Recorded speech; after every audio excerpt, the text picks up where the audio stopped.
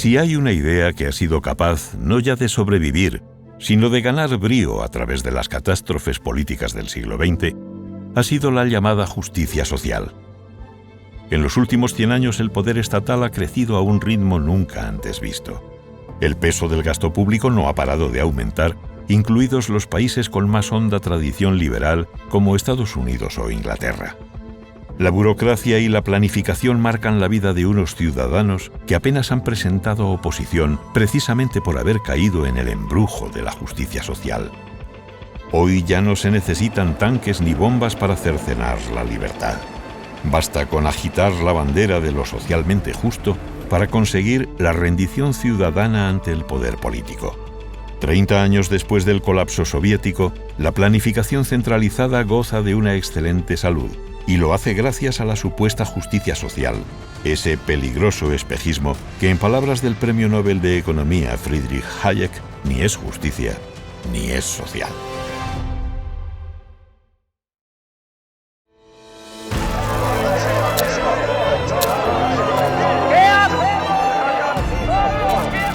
Sostenimiento de los sistemas de pensiones y para se va a mantener seguro. Pensiones. Blindar las pensiones. Pensiones adecuadas y periódicamente actualizadas. Siempre las pensiones.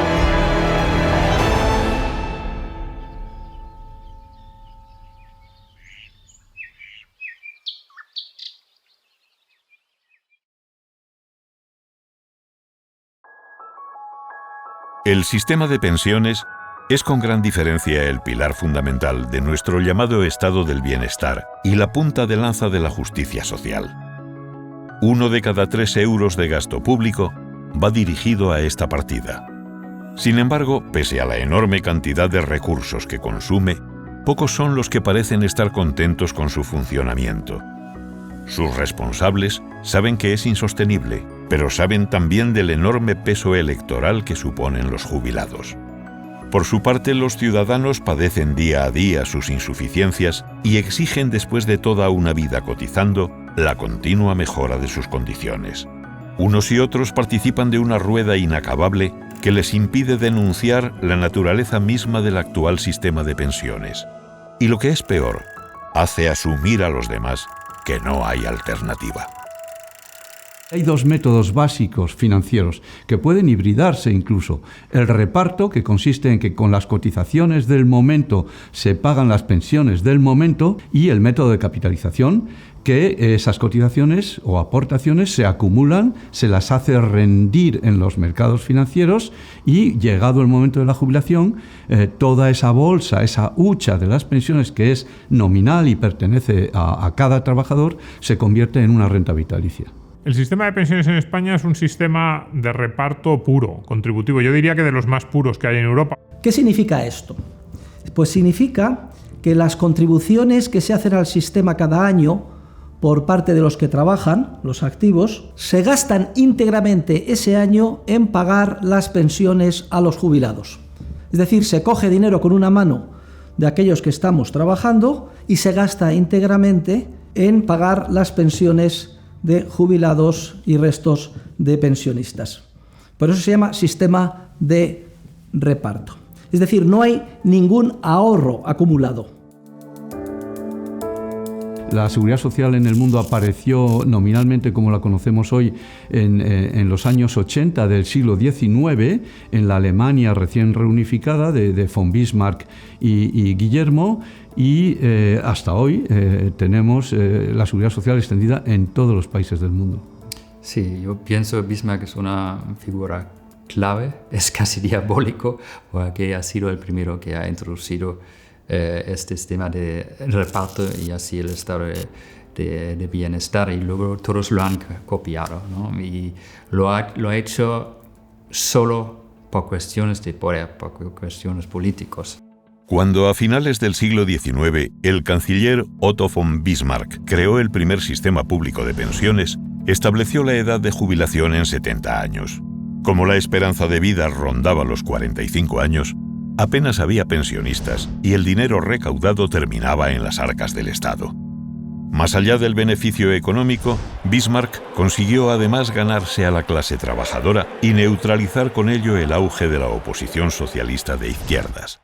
Pero las verdaderas intenciones de esta medida salieron a la luz en el debate parlamentario previo a su aprobación, cuando Eugen Richter, líder de la oposición liberal, preguntó a Bismarck: «Señor canciller, ¿es usted consciente de que si sale adelante este proyecto de ley va a hacer dependiente a todo el pueblo alemán de por vida del Estado?» Entonces Bismarck pidió la palabra, se levantó y respondió: «Ese es precisamente mi objetivo». De hecho, hay otras anécdotas o otros cuentos de las intenciones verdaderas de Bismarck. Y una es de William Dawson, que cuenta que Bismarck le había contado que lo había hecho para ganarse la clase trabajadora, ¿no? Para presentar al Estado como una institución social que es creado para su bien, ¿no? Y fíjense, eso ahora casi todo el mundo lo cree que el Estado ha sido creado para el bien común. Lejos de ser beneficiarios del estado de bienestar, muchos ciudadanos, tal y como Bismarck deseaba, han terminado siendo súbditos de un sistema que es en esencia el mismo que ideara el canciller alemán hace un siglo y medio. Hoy, en España, casi un 70% de los jubilados vive únicamente de la paga de su pensión. Y lo que es peor, esta depende en exclusiva de las decisiones políticas de turno. Your Social Security card represents an insurance policy, a policy through which you can build a foundation of security for yourself and your family. Fíjense la trampa semántica, ¿eh? Seguridad social. ¿Quién va a estar en contra de algo que es social y que además es seguro? Pues bien, si algo caracteriza a la seguridad social es que ni es segura ni además es social. Es decir, no hay ninguna garantía jurídica de que el día de mañana se vayan a percibir las pensiones que se nos han prometido por nuestros políticos. Pese a la opinión generalizada, las cotizaciones mensuales que pagan los trabajadores se gastan íntegramente para pagar las pensiones de los jubilados de ese mismo mes sin generar ningún tipo de derecho o garantía futura. Cuando a los trabajadores presentes les toque jubilarse, solo les quedará confiar en las decisiones del político de turno y en que las condiciones económicas de entonces sean favorables, algo que sí pasaba en 1935, por ejemplo, cuando Roosevelt instauró en Estados Unidos la seguridad social moderna. En aquel momento, por cada pensionista, el gobierno contaba con 52 trabajadores activos, de manera que fue extremadamente fácil convencer a la población de las bondades de un sistema que, pese a no contar con ninguna garantía real, ofrecía unas condiciones difíciles de rechazar. Tal fue el caso de la primera pensionista americana, Ida May Fuller, quien, habiendo contribuido con apenas $25 a la seguridad social, recibió la importante suma de $22.889. Su historia protagonizó muchas de las campañas publicitarias gubernamentales. Actualmente, sin embargo, las condiciones económicas han cambiado mucho. Lejos de los 52 trabajadores activos con que contaba Roosevelt para pagar la pensión de un solo jubilado, hoy en día la media tanto en Estados Unidos como en Europa se ha rebajado a 2. El sistema español, las pensiones de los pensionistas actuales, de los actuales jubilados, las pagan los trabajadores de la actualidad. Y a esos trabajadores se les promete que dentro de 15, 20 o 30 años, cuando ellos se jubilen, se les cobrarán cotizaciones a los trabajadores del futuro para pagar sus pensiones. Aquí ya se produce muchas incongruencias. Hace que el sistema se tambalee, porque se basa en la promesa, en una promesa. Y las promesas no están por escrito, no hay nada que esté respaldando este sistema de pensiones hoy. No es seguro, no es seguridad. Pero tampoco es social, porque la mayor parte de las contribuciones las pagan los más vulnerables, los trabajadores que tienen unos salarios más bajos. Y en general, de manera agregada, los trabajadores están pagando por término medio unas pensiones que son superiores por término medio a los salarios que ellos perciben. Luego, aquí lo que hay es un trasvase de renta de los más pobres hacia los más ricos, en términos agregados, que son los jubilados. En España, El realizador del estado del bienestar fue el dictador Francisco Franco. Gracias a ello, su régimen se sostuvo en pie durante casi 40 años con total estabilidad. Todas las políticas sociales actuales, desde la educación o la red sanitaria hasta la legislación laboral o el sistema de reparto de las pensiones, tienen sus antecedentes directos en el franquismo, pese a que hoy en día lo políticamente correcto sea defender lo contrario.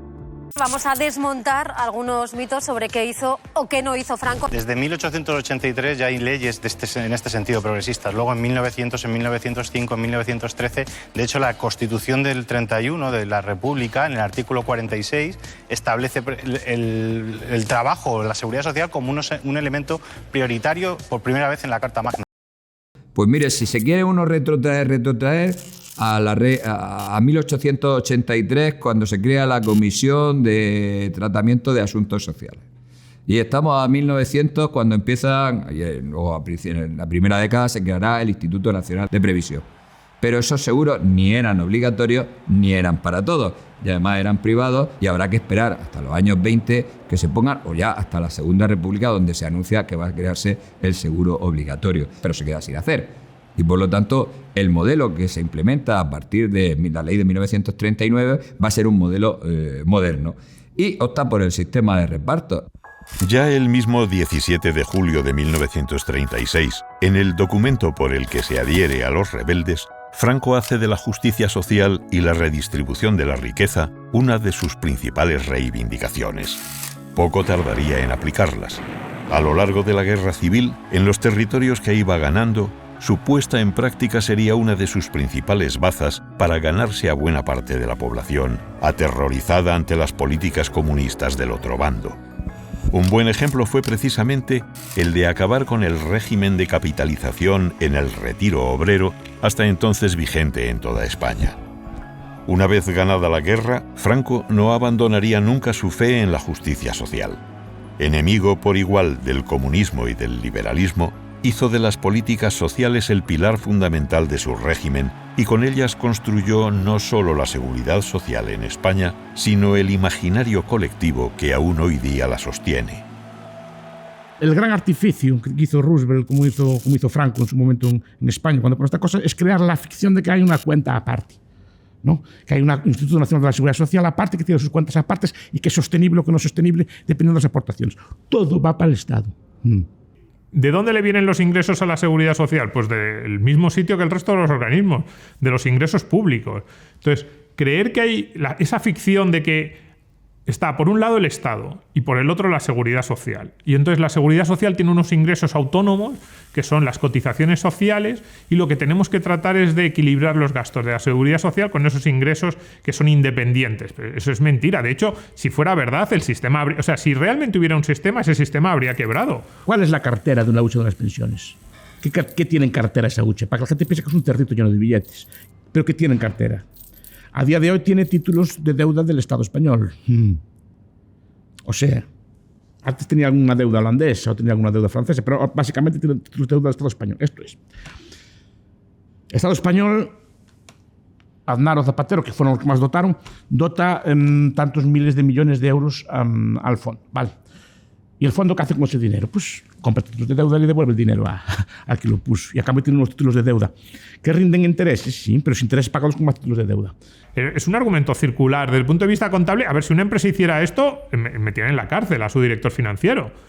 Era como si una familia tuviera dos cuentas corrientes y se estuviera prestando dinero de una cuenta corriente a la otra de forma circular. Todos vemos que sería completamente ilógico. Pues eso fue la hucha. Ya hemos visto lo que ha pasado. A las primeras de cambio que ha habido un problema serio, la crisis financiera, ese fondo ha tardado unos años porque el sistema tenía cierta resiliencia, pero al final se ha agotado. Si no se ha agotado del todo es porque ningún político quiere pasar a la historia por ser el responsable de que el último céntimo saliese del fondo de reserva. Que la famosa hucha de las pensiones se haya descubierto vacía no es lo más grave. Lo peor es que esa gran ficción, alimentada durante años por los distintos gobiernos, ha desincentivado de un modo directo el ahorro privado, que es el gran motor de las sociedades prósperas. Al haber hecho creer a la población que sus contribuciones se guardaban en una supuesta cuenta aparte, que serviría para asegurar sus futuras pensiones, se ha desactivado la principal razón de ahorro de las personas, que era precisamente el ahorrar para el momento de la vejez. Y es que en la medida en que los que ahora estamos trabajando confiemos que cuando nos llegue la hora de jubilarnos el día de mañana, nuestros hijos y nietos van a hacer lo mismo que ahora nosotros hacemos, es decir, financiar a los jubilados, pues en esa misma medida no sería necesario ahorrar. Claro, eso descapitaliza las sociedades, porque el ahorro para las pensiones es el mejor ahorro, porque es un ahorro a largo plazo que permite capitalizar y diseñar a largo plazo la formación de capital de un país, ¿no? Frente al ahorro más a corto plazo. Entonces es el ahorro ideal, pero claro, lo desincentivas por completo. Y este tiene un efecto muy perjudicial sobre el desarrollo económico, porque una tasa de ahorro más baja significa menos inversión, significa menos equipo capital disponible por trabajador y significa, por tanto, menor productividad y salarios más reducidos. Le hemos dicho a la gente, no necesitas ahorrar porque el Estado te proveerá. Y es cierto que ha desincentivado el ahorro, pero es cierto que el Estado ha estado dando muy buenas pensiones públicas a las personas que tenían derecho a ello. La tasa de sustitución es el porcentaje que supone la pensión de jubilación respecto al último sueldo percibido en la etapa laboral. Viendo los datos de los países de nuestro entorno, no cabe duda de lo relativamente altas que son las pensiones en el sistema español. Más concretamente, el Banco de España estimó en 2017 que de media, por cada euro cotizado, se recibirían nada menos que 1,74 euros de prestación. Es decir, con lo cotizado en una vida laboral seguramente no se compraba ese tipo de pensión. Eso lo estoy diciendo, no que sean generosas, para nada son generosas, ¿no? Serían más generosas probablemente en un sistema de capitalización, pero el sistema de capitalización también hay que decir que el sistema de capitalización tiene que ser también con un ahorro elevado. Porque la gente se está quejando, por ejemplo, del sistema chileno, que las pensiones ahora son muy bajas, pero las pensiones chilenas son con una retención del 10%. En cambio, las otras son del 36%. Claro, mucha gente dirá, bueno, pues ni tan mal. Si el sistema de pensiones, es cierto, ha desincentivado el ahorro, lo que hemos hecho ha sido ahorrar en vivienda y en términos financieros, en activos financieros, hemos dicho, el Estado nos protege. Pero es que el ahorro real que acumulamos las personas no nos sirve solo para cobrar una mensualidad, nos sirve para construir un proyecto de vida, nos sirve para construir un patrimonio familiar, para dejárselo a los nuestros. Y no solo dejárselo una vez que nos muramos, sino para ir consiguiendo activos, para tener un respaldo que en un momento determinado te puede servir de aval desde un préstamo a un proyecto vital, un proyecto empresarial, una ayuda a alguien de tu familia. Nada de eso te lo da el sistema público y es fundamental, sobre todo para las familias de ingresos más bajos. Luego vemos cómo, por tanto, todo es un círculo vicioso. Un sistema basado en la coacción que perjudica sobre todo a los más vulnerables, que además destruye el ahorro y ralentiza la acumulación de capital y el desarrollo económico, en perjuicio precisamente de las clases trabajadoras, que son las que cada vez con más dificultad y soportando el peso como si fuera una losa cada vez mayor, financian el sistema. El argumento último de los defensores del actual sistema de reparto es el de presentarlo como una red de seguridad para las personas con menos recursos. Sin embargo, es una afirmación muy dudosa. Al margen de la poca confianza demostrada en las personas humildes para salir adelante por sí mismas, la realidad es que el sistema de reparto, lejos de favorecerles, les perjudica gravemente. Si tomamos como ejemplo a un trabajador español con un sueldo neto de 1.250 euros, vemos que el sistema actual le está detrayendo nada menos que 750 euros mensuales de su nómina. Un dinero que se destina básicamente a pagar las pensiones de los actuales jubilados y que no asegura, como hemos visto, que cuando llegue el momento de cobrar su pensión vaya a poder hacerlo con unas mínimas garantías. Si el sistema cambiase y el trabajador pudiese disponer libremente de esa misma cantidad para invertirlo en un fondo con una rentabilidad media de, pongamos por caso, un 5,5%, podría llegar a jubilarse con más de 1,5 millones de euros de patrimonio y una pensión después de impuestos de 41.800 euros, frente a los 11.500 euros con los que terminaría dentro del actual sistema de reparto. Vemos que el cambio es radical, y sin embargo, el esfuerzo sería el mismo. Para mí uno de los grandes mitos del sistema de pensiones es que las cotizaciones no las paga el trabajador, o que parece que surgen de la gran mayoría, esa parte empresarial que es, si uno mira los porcentajes, es más elevada que la parte del trabajador. Pero eso ya sabemos que no es cierto. Esto es importante porque los políticos, para mantener oculto el verdadero coste del sistema y venderlo a la población, y que la población en general acepte pacíficamente la coacción a la que se ve sometida, pues vendió que las contribuciones, la mayor parte las pagaba la empresa. No, lo paga siempre el trabajador. Eso está claro. Cuando un empresario hace el cálculo de cuánto le cuesta un trabajador, cuenta todos los costes, incluido la higiene, la seguridad, etcétera, todas las vacaciones, todo eso lo suma a nivel global y después lo divide. Lo va a decir, hay que darle tanto para las pensiones, hay que darle tanto para la higiene, hay que darle tanto para el pago de vacaciones, así, pues simplemente, pero él calcula un monto, a lo mejor probablemente anual, no sé, pero calcula un monto anual de cuánto le va a producir el trabajador y después lo divide.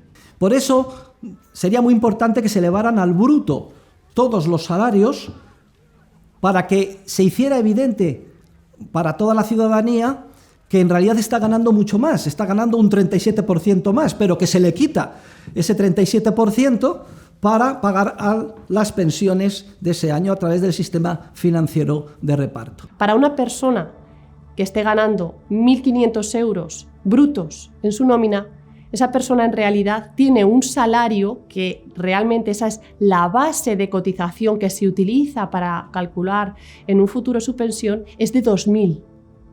Con lo cual, la empresa ya está pagando un 25% de la totalidad de su salario en concepto de impuestos. Esto deberíamos verlo para saber realmente cuánto estamos ganando nosotros, aunque lo está pagando la empresa. De esos 1.500 euros brutos, se nos quedan al final en 1.250 más o menos netos. Estoy hablando de un salario medio. Con estos 1.250 netos vivimos y aproximadamente de todo lo que consumimos, el 20% se van en impuestos directos, que son el IVA de todos los productos, por mencionar el más común. En definitiva, aproximadamente el 50% del salario de una persona mileurista son impuestos. Esto a lo largo de una vida asciende para un salario medio a $500.000 euros. La pregunta que yo lanzo ¿es esa persona menos hábil que el estado de bienestar para gestionar ese $500.000 euros y pagarse sus pensiones, su educación o su sanidad? Y es que el sistema de pensiones basado en el reparto se basa en un paternalismo trasnochado, que si lo pensamos bien es esencialmente incompatible con lo que es una democracia, lo que supone una democracia sana y madura. Porque fíjense ustedes, se nos considera lo suficientemente maduros y mayorcitos como para votar cada 4 años y elegir a nuestros gobernantes. Y sin embargo, cuando llega la hora de proveernos de las pensiones que necesitaremos cuando nos jubilemos, papá Estado dice, no vais a hacerlo bien, sois como niños, tenéis que incorporaros a la fuerza en este sistema, porque si no, no seréis capaces de proveeros por vuestra cuenta de las pensiones suficientes. Precisamente la incorporación forzosa de todos los ciudadanos al sistema es la clave teórica para su propio mantenimiento. Lo que diferencia a nuestro actual sistema de reparto de cualquier estafa piramidal al uso es que los grandes estafadores de la historia no han podido obligar por la fuerza a nadie para que participase de su actividad. Personajes como Ponzi o Madoff se veían obligados a buscar incesantemente incautos con los que ampliar la base de su pirámide. Sin embargo, antes o después, el engaño terminaba destapándose. ¿Por qué es tan popular la seguridad social? Hasta el punto de que se considera que es el fundamento del denominado estado del bienestar. Pues precisamente por las mismas razones por las que son tan populares las estafas piramidales, sobre todo en un principio, porque parece que se ha encontrado la cuadratura del círculo. Es decir, que se puede obtener una rentabilidad muy superior a la que puede obtenerse en el mercado y además sin coste. Cada inversor obtiene una rentabilidad muy alta, pero que se está pagando con cargo a los ingenuos que entran en el sistema. Si esto durara indefinidamente, pues entonces, jauja, ¿para qué trabajar? Mado, doña Baldomera o Ponzi, pues habrían encontrado la solución a todos nuestros problemas. Pero claro, cuando el sistema se basa en el engaño, termina colapsando y todos los que les pilla dentro pierden sus inversiones.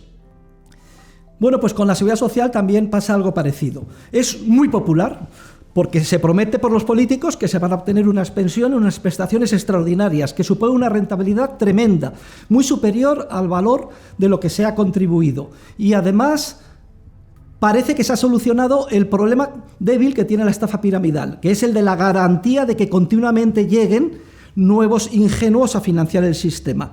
¿Y cómo lo solucionan? Por la vía que el Estado soluciona siempre todo, vía mandato, vía coacción, vía boletín oficial del Estado, vía policía, vía impuestos. Pero hay algo que no pudieron prever aquellos que legalizaron por primera vez el sistema financiero de reparto, y es el envejecimiento paulatino de la población. Ahora se juntan dos cosas únicas a la vez en términos demográficos. Se juntan más cosas porque vivimos una sociedad que hay inventos que no había habido nunca, ¿no? Pero son, por una parte, un número de hijos por mujer extremadamente bajo y, por otra parte, una esperanza de vida enormemente alta. Nunca se ha vivido tanto como se vive ahora, ¿no? Y las dos cosas juntas te configuran una sociedad que tarda más en perder población, aunque tenga pocos niños, tarda más en perder población porque vivimos más, pero a cambio tienes unas sociedades inéditamente envejecidas. Nunca ha habido unas sociedades tan envejecidas como las actuales. Claro, esto hace que el coste del sistema de pensiones basado en el reparto crezca, como he dicho antes, en progresión geométrica, como si fuera una bola de nieve, y termine siendo insostenible. Analizando el gasto español en pensiones de los últimos 20 años, vemos que, efectivamente, no ha dejado de subir de forma constante. El coste del sistema de reparto representa desde hace décadas la principal partida del presupuesto nacional, necesitando casi 1 de cada 3 euros de gasto público para sostenerse. Tal es así que con el coste total de la defensa nacional solo se pagarían 20 días de pensiones en España, 25 días con lo dedicado a las obras públicas y apenas 4 meses con todo el presupuesto educativo español. Precisamente porque es una parte tan importante del presupuesto público, tienes poco margen. Esto es evidente.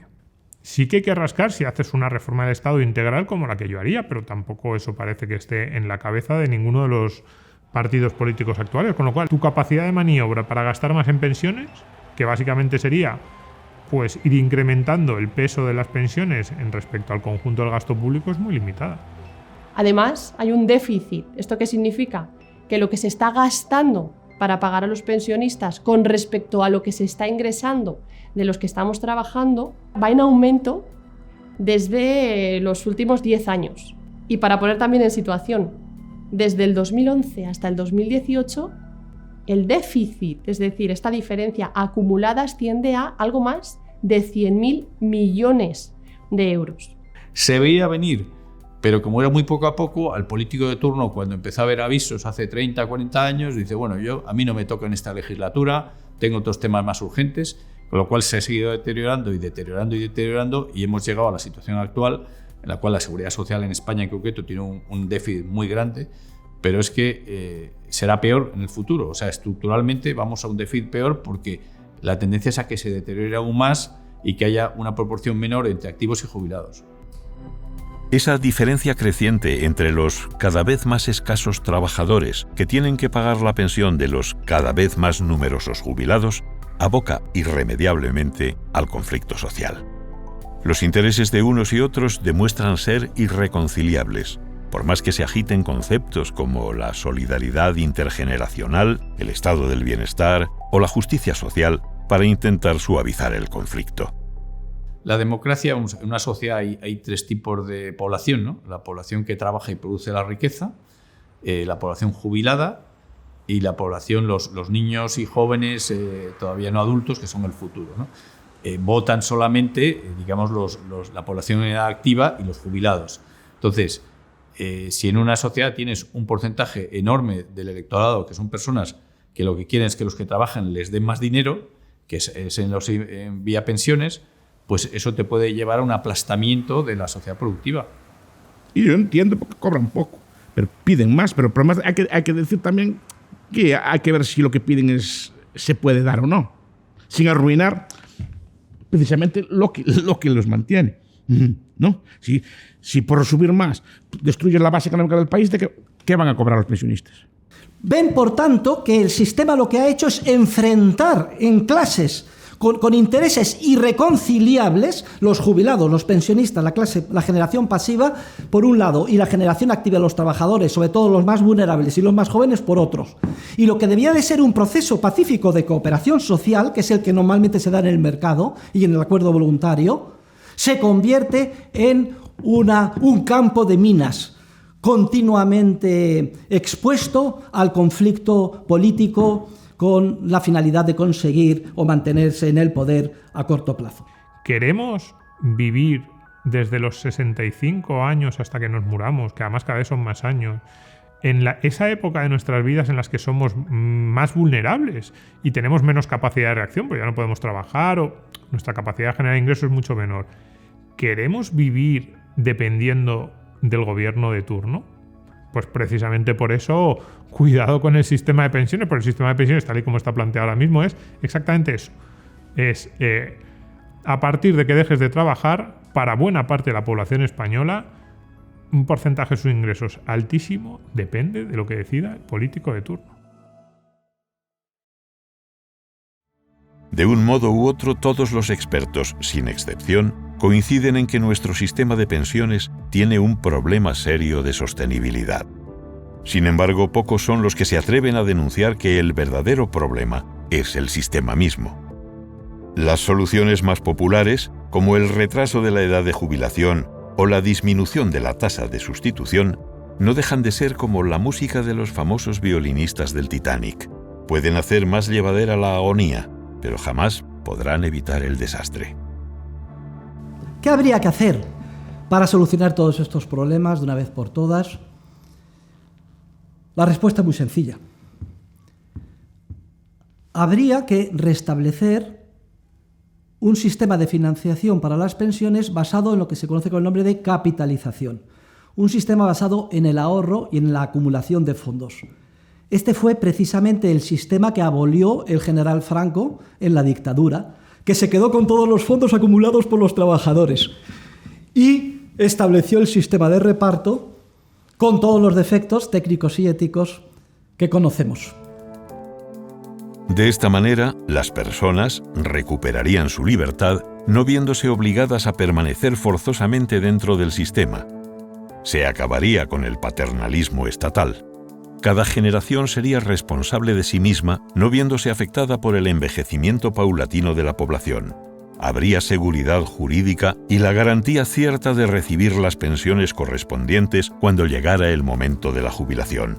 Y además, en un sistema de capitalización, no solo no habría un efecto negativo sobre el ahorro, sino que se fomentaría enormemente la acumulación de capital con todos los beneficios sociales que ello conlleva.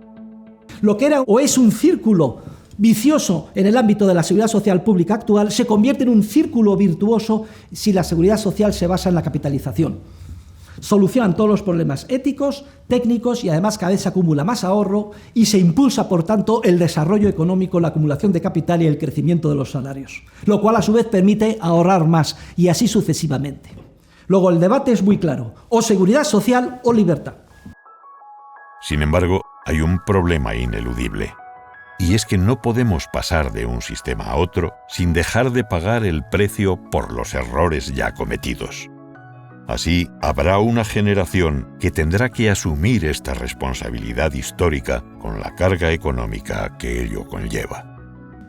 Por lo menos durante una generación de 25 años hasta que se extingan los ya jubilados y empiecen a acumular fondos los activos, a la generación que le toque históricamente, porque así lo decida de manera democrática, eliminar el sistema de reparto y pasar a la capitalización, tendrá que pagar como si dijéramos dos veces. Y esa es la gran pregunta. ¿Estaríamos dispuestos a ese sacrificio? Contrariamente a lo que podría pensarse a priori, la experiencia de otros países donde se ha dado esta opción es muy alentadora. Así se hizo en los años 70 del pasado siglo XX, por ejemplo, en Inglaterra, fruto de un gran pacto entre los grandes partidos con un resultado abrumador. El 90% de los ciudadanos, en cuanto se les dio la libertad de hacerlo, decidió abandonar el sistema de reparto y acogerse a uno de capitalización. ¿Pero en qué condiciones? Por ejemplo, permitir que 10 puntos de ese 37% que actualmente nos extraen a la fuerza, nos lo pudiéramos llevar los que actualmente estamos trabajando para un fondo de pensiones. Y los 27 restantes, pues los seguiríamos pagando como hasta ahora a fondo perdido para hacer frente al pago de las pensiones de los jubilados. ¿Qué pasaría en España si se diera esta opción? Desde el punto de vista presupuestario, lo peor que podría pasar es que, como sucedió en el Reino Unido y en otros países, la inmensa mayoría se saliera. Entonces, ¿cuál sería el coste para las arcas públicas? Pues aproximadamente 10 puntos de 40, una cuarta parte del coste actual de la seguridad social, que viene a ser en torno al 12% del PIB, una cuarta parte de ingresos se perderían porque los mantendrían en su bolsillo los ciudadanos para empezar a acumular sus correspondientes fondos.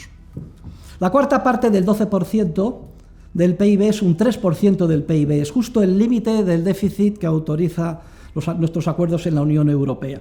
Yo estoy seguro que si España presenta un plan serio de transición a un sistema de capitalización, la Unión Europea sin ningún problema aceptaría este déficit y a lo más que obligaría, en el peor de los casos, es a sanear las cuentas públicas para que estuvieran cubiertas en lo que se refiere a otros conceptos de gasto.